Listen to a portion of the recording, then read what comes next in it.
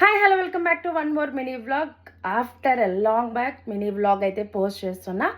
దానికన్నా ముందుగా అందరికీ వైకుంఠ ఏకాదశి శుభాకాంక్షలు. ఇవాళ వైకుంఠ ఏకాదశి కాబట్టి సో త్వరగానే రెడీ అయిపోయాను.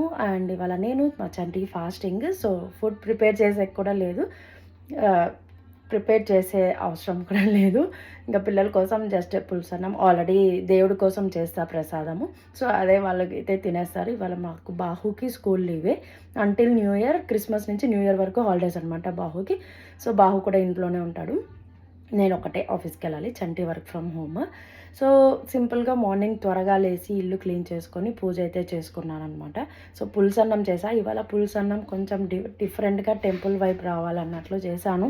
ఎలా ఉందో ఏమో టేస్ట్ ఈవినింగ్ చూసే వరకు తెలీదు, బట్ ట్రై అయితే చేశాను. బాగానే వచ్చిందనే అనుకుంటున్నా, స్మెల్ అంతా మంచిగానే ఉంది.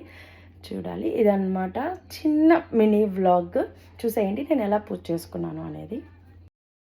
సో పులుసన్నంకి చింతపండు అయితే నానబెట్టుకున్నా, కాఫీకి పాలు కాంచుకునేసాను. అట్లాగే ప్రసాదం కోసం ఈ పప్పులన్నీ వేయించుకున్నాను. ఉద్దిపప్పు, కందిపప్పు, జీలకర్ర, ఆవాలు, మిరియాలు ఇవన్నీ వేయించుకొని పొడి కొట్టుకోవాలి. అండ్ చింతపండు కూడా తిరగబాత వేసుకునేసి ఈ పౌడర్ దాంట్లో మిక్స్ చేసి ప్రసాదం అయితే రెడీ చేసుకున్నాను. చాలా బాగా అనిపించింది, స్మెల్ అయితే సూపర్గా ఉంది. బట్ టేస్ట్ ఎలా ఉందో తెలియదు, ఈవినింగ్ చూడాలి.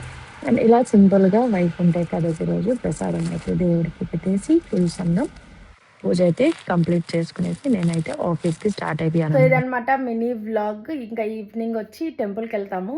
ఆఫ్టర్ ఆఫీస్ అయిపోయిన తర్వాత ఈవినింగ్ టెంపుల్కి వెళ్తాము. సో అదనమాట వ్లాగ్. మీకు కనుక నచ్చినట్లయితే please to like, share, subscribe and thanks for watching. Bye, see you soon.